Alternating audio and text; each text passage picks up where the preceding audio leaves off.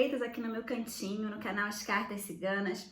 E hoje eu venho falar sobre um assunto que é muito recorrente durante os atendimentos, que é o fato, essa pergunta de sempre de Dani, como que eu entro em contato com os meus mentores espirituais? A gente aprendeu durante muito tempo, que a gente precisava de um meio para entrar em contato com alguém. Então a gente acredita que existe um médium, existe um oráculo, existe alguma coisa que vá trazer as respostas dos meus mentores para mim. E sim, isso funciona. A gente pode receber uma mensagem da nossa cigana, dos nossos guias, por uma outra pessoa, por uma outra entidade, por um jogo de búzios, por um jogo de cartas, Não é esse o objetivo, mas ele pode trazer sim algumas orientações e alertas. Mas esse não é o meio mais correto, não é o mais normal. E por que não é, gente, o meio mais normal disso acontecer? Porque vamos parar para analisar o seguinte: os nossos guias, eles são nossos. Eles são responsáveis pelo nosso caminho, eles ajudam, na nossa caminhada, eles ajudam no nosso fortalecimento, eles intuem o tempo inteiro informações para fazer com que o nosso caminho seja o mais tranquilo possível dentro dos altos e baixos que a gente precisa passar.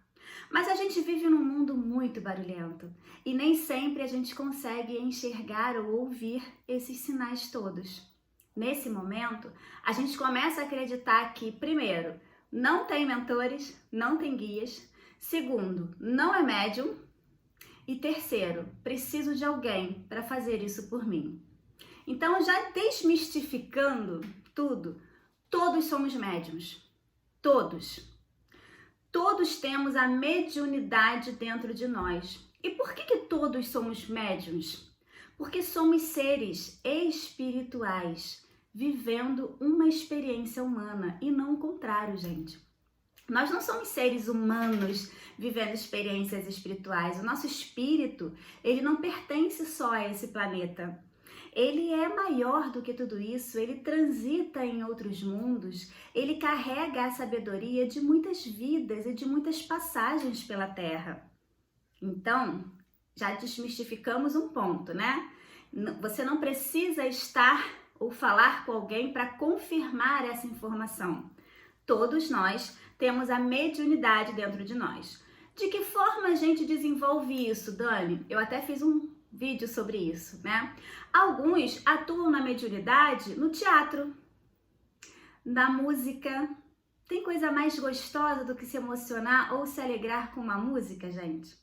Alguns utilizam a sua mediunidade no esporte, que é o seu dom, é a forma de se expressar para o mundo e de tornar o mundo melhor.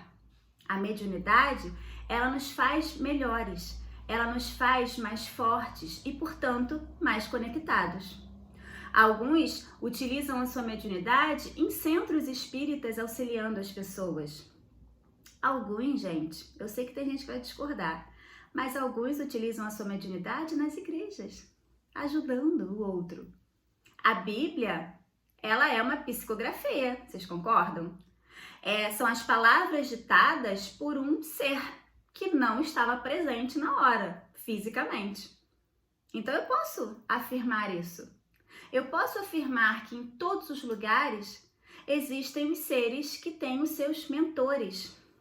Quando eu olho uma figura de luz, O Papa, por exemplo, como não acreditar que esse homem, independente de religião, tá, gente? Tem uma vibração maior, intuída por mentores espirituais. Vocês entendem? E dessa forma fica muito mais fácil entender e acessar a vida. E outras pessoas usam a mediunidade no trabalho social, como mães. Olha, gente, é uma missão tão bonita, Às vezes deixada tão de lado, tão subjugada pela nossa sociedade, a tarefa de criar e educar uma criança para o mundo, colocando aí nessa criança os valores necessários para a formação de um caráter reto, Num mundo em que muitas coisas se tornaram comuns, mas não são corretas. E muita gente, como eu, utiliza a sua mediunidade na mesa de jogo, porque eu acredito que quando eu estou aqui, eu não estou sozinha. E eu sinto isso todos os dias, inclusive fiz um baralho para honrar uma das minhas maiores mentoras, né, nesse trabalho cigano. Então, para entrar em contato com a sua mediunidade, com a sua divindade, com os seus mentores, gente, é mais simples do que parece. Eles são seus. Se são seus, eles estão prontos para te ouvir. Basta só fechar o olhinho, ó, botar a mão no coração. Chama eles, pede sinais, pede para que se apresentem, né? Eu falo muito isso para os meus clientes e para os meus alunos. Eu criei um sinal com o universo e com os meus mentores, que é o seguinte: todas as vezes que eu entro em contato, né, com os meus mentores e preciso de uma resposta, que muitas das vezes eu não consigo ver no baralho porque a gente fica ansioso, né, e quando a gente vai jogar pra gente, a gente fica meio em dúvida, eu sempre peço, obviamente, para um amigo cartomante trocar comigo essa informação e jogar para mim rapidamente, ou eu uso os meus mentores.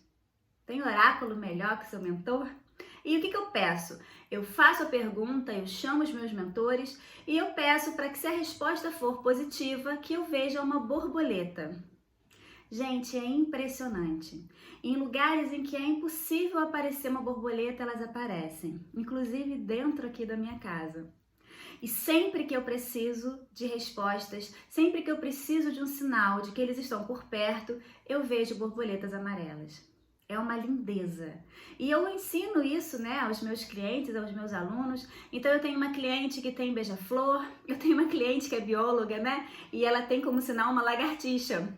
Então, onde ela precisa estar, ela criou esse sinal. Para que a gente consiga sentir a vibração dos nossos mentores. Mas não existe mistério nenhum.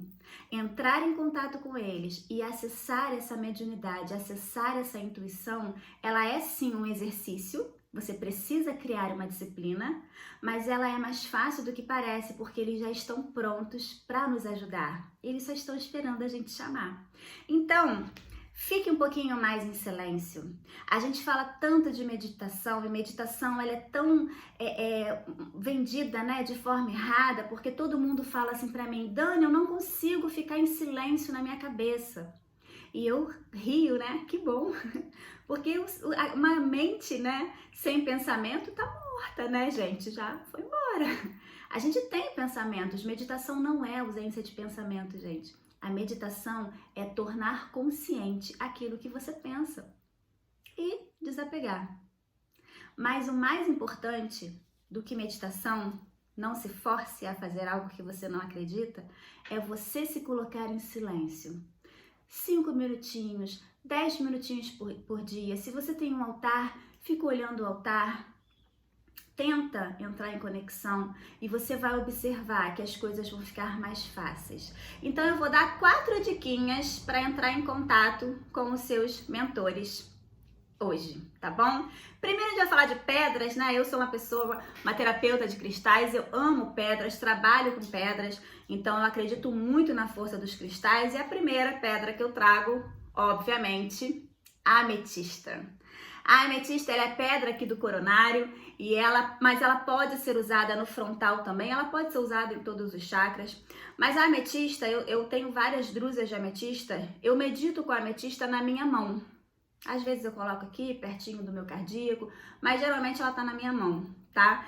Então fique em silêncio um pouquinho com a ametista na sua mão, chama os seus mentores para que eles se apresentem, tenta ouvir, fique em alerta, né? Às vezes a mensagem vem num caminhão, escrita num caminhão que tá passando na rua, numa mensagem de texto do Facebook. Então os nossos mentores, eles utilizam várias formas para falar com a gente, não fiquem ansiosos.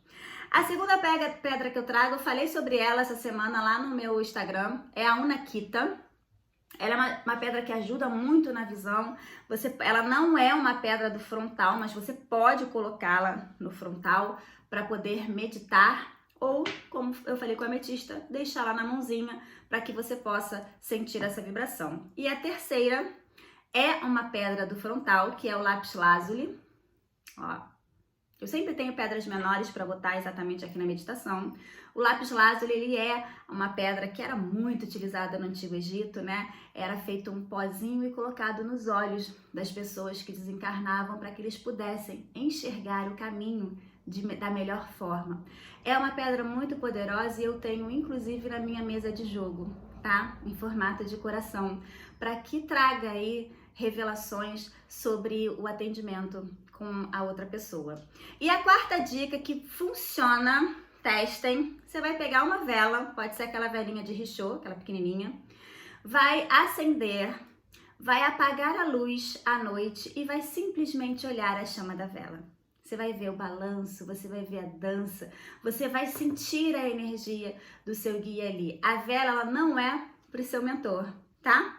A vela é tão somente para você ir relaxando a sua mente e olhar a chama da vela para acalmar. Então faz, coloca aqui nos comentários como que foi, mostra para as outras pessoas, compartilha esse vídeo, curta, comente. Eu amo quando vocês comentam, porque significa que vocês estão, né, validando aí esse trabalho que é feito com muito carinho. Esse vídeo ele ficou um pouquinho mais longo, mas ele traz aí essas dicas gostosas para que vocês entrem em contato com seus mentores e aí não tem mais para onde correr. Depois que a gente descobre o nome deles, depois que a gente percebe, né, começa a diferenciar a sensação, é só alegria, gente. É só recado gostoso, mesmo que às vezes o alerta seja um puxão de orelha, ok? Tenham um lindo sábado e continuem assistindo, acompanhando e ó, se orientando sempre. Tchau, gente!